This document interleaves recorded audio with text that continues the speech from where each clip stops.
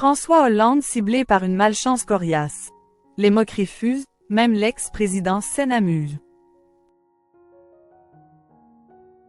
Réélu dans la première circonscription de Corrèges, François Hollande a fait son retour dans LHE accent aigu mi-cycle de l'Assemblée nationale ce mardi 9 juillet, 12 ans après la fin de son mandat de député. Et un détail n'a échappé à personne.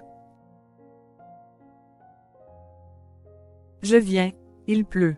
Je perpétue donc là aussi une tradition, s'amusait François Hollande en 2013, lors d'un déplacement à Casablanca sous un ciel pluvieux. Car entre son investiture en 2012 et la fin de son mandat 5 ans plus tard, nous avons été habitués à le voir très souvent présider ou assister à des cérémonies publiques sous les eaux.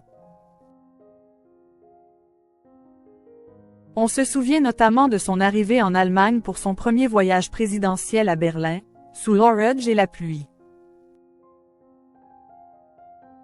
Et ce mardi 9 juillet, pour son retour à l'Assemblée nationale, il vient de gagner son pari de redevenir député de Corrèges, rebelote. Point. Hollande fait une blague sur la pluie au micro de TF1 Info, exactement 3 minutes plus tard, c'est le déluge. A notamment écrit le journaliste Paul Léraud-Turou sur son compte X, anciennement Twitter, en légende d'une vidéo où on le voit s'abriter sous son parapluie. Effectivement, l'époux de Julie Gaillet venait, quelques instants plus tôt, de dire à nos confrères avec beaucoup d'humour et d'autodérision, et en regardant le ciel, que la pluie peut arriver incessamment sous peu.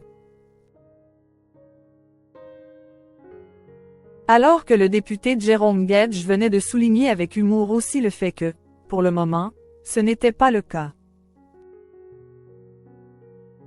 François Hollande maudit. Une situation assez rigolote, presque grotesque. Mais ce n'est pas une blague, a tenu à préciser le journaliste Garen Chernovikian, toujours sur X. François Hollande semble décidément subir une sorte de malédiction.